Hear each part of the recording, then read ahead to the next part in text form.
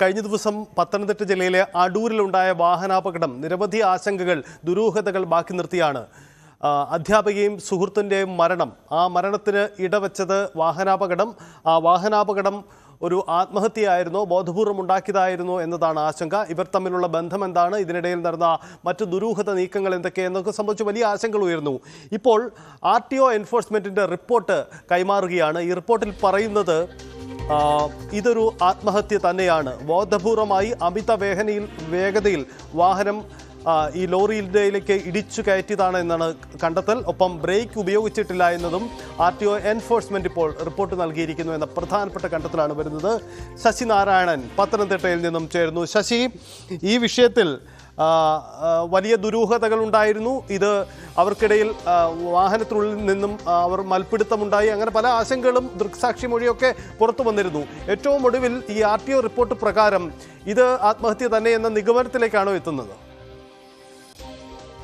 സൈത്തെ അത്തരത്തിൽ തന്നെ വേണം കരുതാൻ. നമ്മൾ ആദ്യം ഈ അപകടം ഉണ്ടായ സമയത്ത് സാധാരണ ഒരു അപകടം എന്ന നിലയ്ക്കാണ് തള്ളിക്കളഞ്ഞത്. പിന്നീട് പോലീസിന്റെ കൃത്യമായ ഒരു പരിശോധന നിരീക്ഷണമാണ് ഇത് ഒരു കരുതിക്കുട്ടിയുള്ള ആത്മഹത്യ ആയിരിക്കാമെന്ന് എത്തിച്ചേർന്നത്. പക്ഷെ അതിനും ദുരൂഹതകൾ ഒരുപാട് ബാക്കിയായിരുന്നു. പിന്നീട് തുടർന്ന് അന്വേഷണത്തിലാണ്, ഇപ്പോൾ RTO എൻഫോഴ്സ്മെന്റ് നടത്തിയ അന്വേഷണത്തിലാണ് ഇത് കൃത്യമായി കരുതിക്കുട്ടി മനഃപൂർവ്വം വാഹനം കൊണ്ട് എതിർ ദിശയിൽ നിന്ന് കണ്ടെയ്നർ ലോറി കൊണ്ട് ഇടിച്ചാന്നുള്ള റിപ്പോർട്ട് ഇപ്പോൾ മോട്ടോർ വാഹന വകുപ്പ് ഇപ്പോൾ കൊടുത്തിട്ടുള്ളത്. RTO എൻഫോഴ്സ്മെന്റ് നടത്തിയ പരിശോധനയാണ് ഇത് കണ്ടെത്തിയിരിക്കുന്നത്. ബ്രേക്ക് ഉപയോഗിച്ചിട്ടില്ല എന്നും കണ്ടെത്തിയിട്ടുണ്ട്. അതുകൊണ്ട് തന്നെ മനഃപൂർവ്വം ഉണ്ടാക്കിയ ഒരു അപകടം എന്ന നിലയ്ക്കാണ് RTO എൻഫോഴ്സ്മെന്റ് ഇപ്പോൾ കൊടുത്തിരിക്കുന്ന റിപ്പോർട്ടിൽ സൂചിപ്പിക്കുന്നത്. അത് മാത്രമല്ല, ഈ ദൃക്സാക്ഷികൾ ഈ വാഹനം കടന്നു പോകുന്ന സമയത്ത് കാറിൽ അനുജയും കൂട്ടി ഹാഷിം പോകുമ്പോൾ തന്നെ ഈ അനുജ കാറിനകത്ത് നിലവിളിക്കുകയും ഡോറ് തുറക്കുകയും ചെയ്യുന്നതായിട്ടൊക്കെ ദൃക്സാക്ഷികൾ ഇന്നലെ പറഞ്ഞിരുന്നു. ഇതെല്ലാം കൂട്ടിച്ചേർത്ത് വായിക്കുമ്പോഴും ഈ മനഃപൂർവ്വം ഈ അനുജയെ കാറിനകത്ത് കൊണ്ടുപോയി അപകടത്തിൽപ്പെടുത്തിയതിനു ശേഷം സ്വയം ആത്മഹത്യ ചെയ്യാമെന്നൊരു തീരുമാനത്തിലേക്ക് ഹാഷിം എത്തിയിരുന്നു എന്നുള്ളതാണ് നമുക്ക് മനസ്സിലാക്കാൻ കഴിയുന്നത്. അതിന്റെ ഒരു അടിസ്ഥാനത്തിലാണ് ഇപ്പോൾ RTO എൻഫോഴ്സ്മെന്റ് ഇപ്പോൾ നടത്തിയ പരിശോധനയിലും സമാനമായ രീതിയിൽ മനഃപൂർവ്വം ഉണ്ടാക്കിയ ഒരു ആക്സിഡന്റ് എന്നുള്ളത് തന്നെയാണ് ഈ റിപ്പോർട്ടിൽ സൂചിപ്പിച്ചിട്ടുള്ളത്.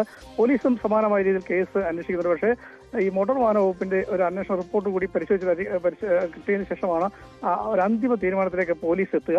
എന്തായാലും ഈ ഹാഷിമും അനുജയും തമ്മിലുള്ള സൗഹൃദങ്ങളും സുഹൃത്ത് ബന്ധങ്ങളും ഒക്കെ, അവർ തമ്മിലുള്ള ചില പിണക്കങ്ങളും കാര്യങ്ങളും ഒക്കെ ഇതിന് കാരണമായിട്ടുണ്ട്. അതുകൊണ്ട് തന്നെ ഇവരുടെ വാട്സപ്പ് ചാറ്റുകളും അതുപോലെ തന്നെ ഫോൺ സന്ദേശങ്ങളും കോൾ ലിസ്റ്റുകളൊക്കെ പരിശോധിക്കേണ്ടതായിട്ടുണ്ട്. അത്തരം കാര്യങ്ങളിലാണ് പോലീസ് അന്വേഷണം നടത്തുന്നത്. ഇത് രണ്ടും കൂടെ കൂട്ടി വായിക്കുമ്പോഴാണ് ഇത് കരുതിക്കൂട്ടി ഒരു അപകടം ഉണ്ടാക്കി എന്ന് തന്നെയാണ് ഇപ്പോൾ നിലവിലത്തെ ഈ RTO എൻഫോഴ്സ്മെന്റ് നടത്തിയ അന്വേഷണത്തിൽ കണ്ടെത്തിയിരിക്കുന്നത്.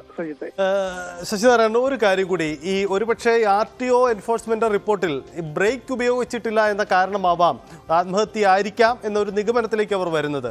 പക്ഷേ അതുകൊണ്ട് മാത്രം ഉറപ്പിക്കാൻ കഴിയുന്നതാണോ? ഇത് ഈ കേസിന്റെ ദുരൂഹത മാറ്റാൻ മറ്റെന്തൊക്കെ അന്വേഷണ റിപ്പോർട്ടുകളാണ് ഇനി പുറത്തു വരാനുള്ളത്? ഒപ്പം ഒരു അന്തിമ നിഗമനത്തിലേക്ക് അങ്ങനെയെങ്കിൽ ഏതൊക്കെ റിപ്പോർട്ടുകളായിരിക്കും അതിനെ സ്വാധീനിക്കുക? സൈത്തിൽ നമ്മൾ ആദ്യം സൂചിപ്പിച്ച പോലെ തന്നെ ഇതൊരു സാധാരണ അപകടം എന്ന നിലയ്ക്കാണ് ആദ്യഘട്ടത്തിൽ ഇത് വിലയിരുത്തിയത്. പക്ഷേ പിന്നീടാണ് പോലീസ് ഇക്കാര്യത്തിൽ വിശദമായ അന്വേഷണം. കാരണം വാഹനം എതിർദിശയിൽ വന്ന കണ്ടെയ്നർ ലോറിയിൽ എതിർദിശയിൽ വന്ന് നേരിട്ട് പോയി ഇടിച്ചതായിട്ട് കണ്ടെത്തുകയും ഒപ്പം ഇവർ തമ്മിലുള്ള ഈ മരിച്ച അധ്യാപികയുടെയും ഹാഷിമിനെയും കുറിച്ച് അന്വേഷിച്ചപ്പോഴാണ് ഇത് കരുതിക്കൂട്ടിയ ഒരു ആത്മഹത്യ ആയിരിക്കാമെന്ന് പോലീസ് നിഗമനത്തിലെത്തുന്നത്. അത്തരം പരിശോധനകളാണ് പോലീസ് പ്രധാനമായും നടത്തുന്നത്. അതുകൊണ്ട് തന്നെ ഈ മരണകാരണം, ഇവർ തമ്മിൽ അപകടം ഉണ്ടായ മരണകാരണം എന്താണ് കണ്ടെത്തുക എന്നുള്ളതൊരു പ്രധാന വിഷയം തന്നെയാണ്. അത്തരത്തിൽ തന്നെയാണ് പോലീസ് അന്വേഷിക്കുന്നത്. അതിന്റെ അടിസ്ഥാനത്തിൽ ഇപ്പോൾ RTO എൻഫോഴ്സ്മെന്റും നടത്തിയ പരിശോധനയിലാണ് ഇപ്പോൾ അന്തിമ റിപ്പോർട്ട് സമർപ്പിച്ചിരിക്കുന്നത്. ഇത് കരുതിക്കൂട്ടി വാഹനത്തിൽ എതിരെ വന്ന കണ്ടെയ്നർ ലോറിയിൽ കൊണ്ട് ഹാഷിം ഇടിച്ചതാണെന്നുള്ള കാര്യത്തിലാണ് ഇപ്പോൾ കണ്ടെത്തിയിരിക്കുന്നത്. കാരണം ബ്രേക്ക് ഉപയോഗിച്ചിട്ടില്ല എന്നുള്ള പരിശോധനയിൽ കണ്ടെത്തിയിരിക്കുന്നു. ഇത്തരം കാര്യങ്ങൾ എല്ലാം കൂട്ടി വായിക്കുമ്പോഴാണ് ഇത് കരുതിക്കൂട്ടി ഒരു ആത്മഹത്യ മനഃപൂർവ്വം ഉണ്ടാക്കിയ അപകടം എന്ന നിലയ്ക്ക് എത്തിച്ചേർന്നത്. പോലീസും സമാനമായ ഈ രീതിയിൽ തന്നെ ആയിരിക്കും. കാരണം ഇനി അവരുടെ പോലീസിന്റെ നിലവിലുള്ള ഇവർ തമ്മിലുള്ള ഫോൺ സന്ദേശങ്ങളും വാട്സപ്പ് ചാറ്റുകളും ഒക്കെ പരിശോധിച്ചെങ്കിൽ മാത്രമേ എന്താണ് ഇത്തരത്തിൽ അപകടത്തിലെ ആത്മഹത്യയിലേക്ക് നയിച്ചത് എന്നുള്ള കാരണമായിരിക്കും പോലീസ് കണ്ടെത്തുന്നത്. അതിനുള്ള കാരണം കണ്ടെത്തുക എന്നുള്ളതാണ് പോലീസിനെ സംബന്ധിച്ച് പ്രധാനമായിട്ടുള്ളത്. പക്ഷേ അപകടം സ്വയം വരുത്തി വെച്ചതെന്ന നിലയ്ക്ക് തന്നെയാണ് RTO എൻഫോഴ്സ്മെന്റ് കണ്ടെത്തിയിരിക്കുന്നത്. അത്തരത്തിൽ തന്നെയാണ് ഇപ്പോൾ റിപ്പോർട്ട് നൽകിയിട്ടുള്ളത്. ശ്രീത്തെ യെസ്, എന്തായാലും അതിന്റെ ദുരൂഹതകൾ പൂർണ്ണമായും തീരുന്നില്ല. നിലവിൽ RTI എൻഫോഴ്സ്മെന്റ് റിപ്പോർട്ട് ഇത് ബ്രേക്ക് ഉപയോഗിച്ചില്ല എന്ന കണ്ടെത്തലാണ്. അങ്ങനെയെങ്കിൽ അത് ആത്മഹത്യ തന്നെ ആവാം എന്ന നിഗമനത്തിലേക്കാണ് ഇപ്പോൾ എത്താനാവുന്നത്. പക്ഷേ അന്തിമ നിഗമനമല്ല, അതിൽ ഇനിയും ചില ദുരൂഹതകൾ ബാക്കിയാവുന്നുണ്ട് എന്നതാണ്.